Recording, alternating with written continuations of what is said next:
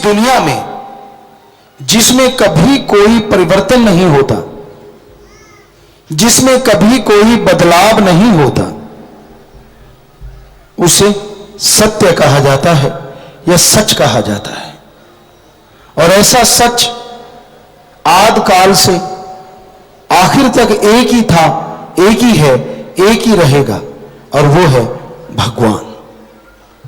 ईश्वर कहो, ओम कहो, अल्लाह कहो, गौर खुदा रब कहो, वही शक्ति एक ऐसी है जो सच थी, सच है और सच ही रहेगी। बाकी दुनिया की हर चीज परिवर्तनशील है, चाहे वो धरती है, चाहे वो खंड ब्रह्मांड है, चाहे ग्रह हैं, हर चीज में बदलाव निश्चित है सिवाय मालिक के। तो मालिक है सच, संग। यहां उस मालिक से मिलने का तरीका बताया जाए, कैसे आप उसे देख सकते हैं, कैसे आप उसकी कृपा दृष्टि को पा सकते हैं, कैसा है वो जो जन्मता नहीं, मरता नहीं, इसके बावजूद हम सबके अंदर वह कण-कण में, जर्रे जर्रे में मौजूद है। इच्छा तो होती है ना कि ऐसा कौन है, कैसा है वो जो जन्म मरण में नहीं है, लेकिन फिर भी हर किसी के अंदर है, हर जगह रहता है वो। तो उसके बारे में यहां चर्चा होती हो, उससे मिलने का यहां ढंग बताया जाता हो, उसे संग कहा जाता है। तो सत्संग का मतलब ईश्वर से मिलने का यहां तरीका बताया जाए, ना धर्म छुड़ाया जाए, ना पहनावा बदला जाए, ना नोट ना वोट, किसी चीज की बात ना हो, सिर्फ और सिर्फ उस परम पिता परमात्मा की बात हो, उस मालिक की बात हो। वही सत्संग है। क्यों आना चाहिए सत्संग में? लोग कहते हैं हमारा घर बार भी अच्छा है, बिजनेस व्यापार भी अच्छा है, बाल बच्चे सब कुछ है, सब सुख सुविधा है, हम सत्संग में क्यों आए और किस लिए आए? सही कहा आपने, आपके पास सब कुछ है, सब कुछ सुख सुविधा आपके पास है, पर क्या आप जानते हैं आने वाले समय में क्या होने वाला है? मालिक ना करे आपको कोई पहाड़ जैसा भयानक रोग लगने वाला हो, मालिक ना करे आपके बच्चों पे कोई विपदा आने वाली हो, आपके बिजनेस में घाटा पड़ने वाला हो, आपका सर्वनाश होने वाला हो, मालिक ना करे ऐसा हो, पर क्या आप उसे आज रोक सकते हैं? अपने पैसे से, अपनी अकल चतुराई से, अपनी सुख सुविधा से नहीं रोक सकते।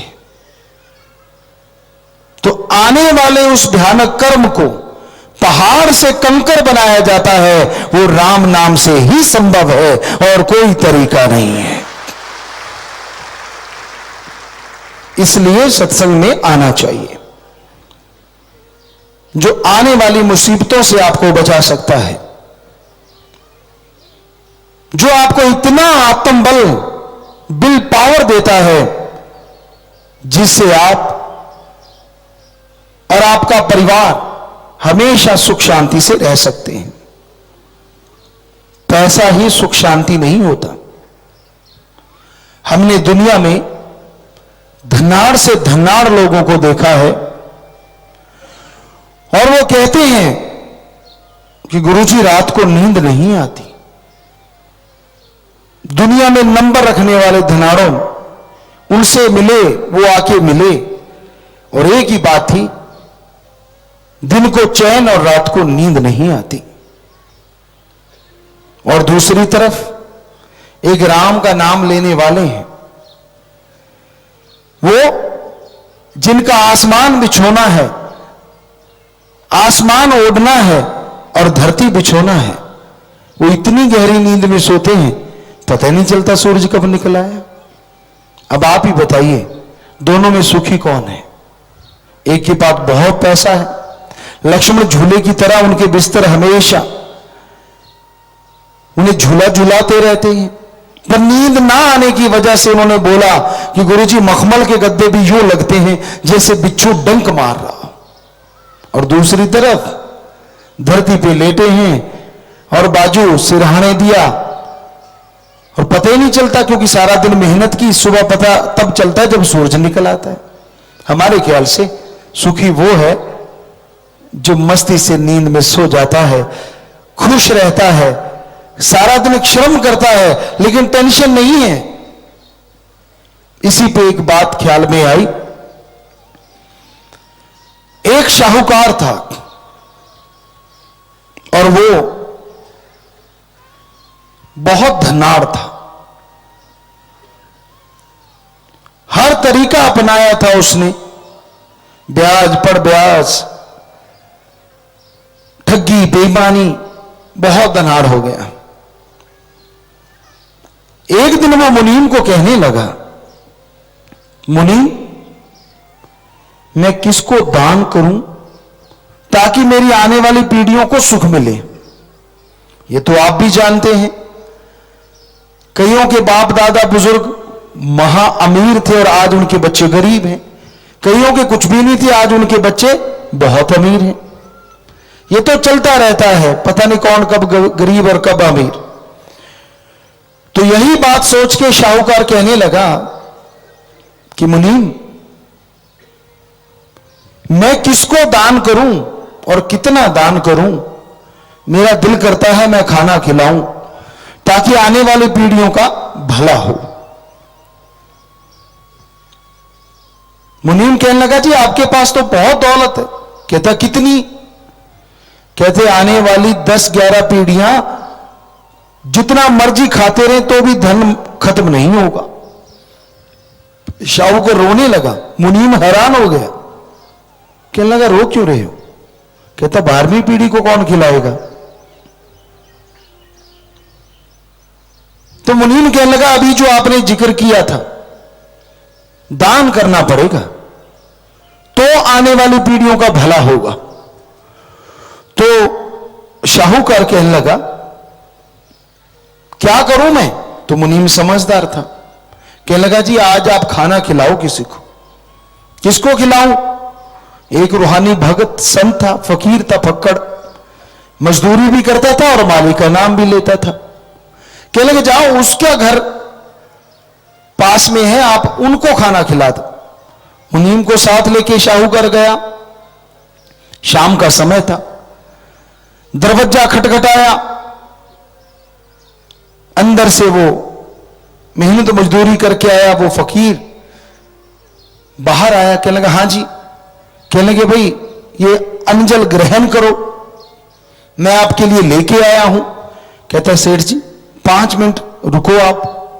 वो अंदर गया, अंदर से बाहर आया, कहने लगा हाथ जोड़ दिए।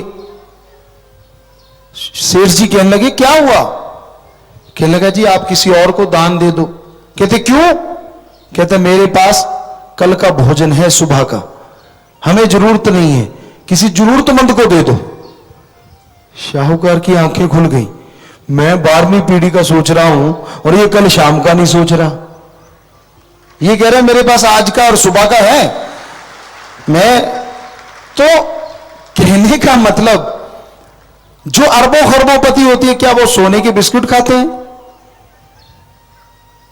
कई बार खबर आती है, बच्चे हमें दिखाते हैं, बेटियां कई बार दिखा देती हैं, सोने की टॉयलेट दे दीजिए अपनी बेटी को, तो क्या उसमें हीरे हागेगी का? वो है तो वही सामान, सोने में भी और 2 ईंटें रख के भी काम चल जाता था। राजस्थान में चलाते थे लोग, खड्डा खोदा, 2 ईंटें रखी, हो गया काम, ऊपर मिट्टी डाली, खत्म। तो मतलब ये क्या है? आप जोड़ते जाते हो, खुद सुख नहीं लेते, बच्चे बाहर निकाल देते, लास्ट में जुड़ा जुड़ाया उनके हाथ में क्या मिला? सारी उम्र कोलू का बैल बन के ले तेरे की देख तेरे की, और लास्ट में बच्चे कहते हैं आपको तो अकल ही नहीं है, सारा धन पे कब्जा कर लेते हैं और आप ठन गोपाल घूमते रहो। तो कहने का मतलब हम ये नहीं कहते कि बच्चों के लिए बनाओ ना 100 में से 25%, 50% बच्चों के लिए रखो, 50 अपने लिए रखो, परमार्थ करो, दुनिया का भला करो, ताकि आपकी आत्मा का भी भला हो और आपकी आने वाली औलाद का भी भला हो। कई कंजूस होते हैं, मक्खी चूस जिसे कहा जाता है, पैसा पैसा जोड़ते रहते हैं, एक भी रुपया ना लग जाए मेरे बेटे के, मेरी बेटी के, मेरे फलां के काम आएगा। तो आपने सुन ही लिया उसका उदाहरण कि फक्कड़ को तो यह भी परवाह नहीं थी कि कल शाम का कहां से आएगा, तो मालिक देता है। ऐसे भी लोग होते हैं, हमने खुद देखा है। आप में से कोई ना कोई लोग ऐसे बहुत जानते होंगे जो बेचारे रोज की दिहाड़ी मजदूरी करते हैं और उसी से पेट भरते हैं। एक दिन भी मिस हो जाए तो उनको मुश्किल हो जाता है, पर कभी भी उनको कोई टेंशन, कोई परेशानी इस तरह की नहीं होती जो राम के नाम से जुड़े होते हैं।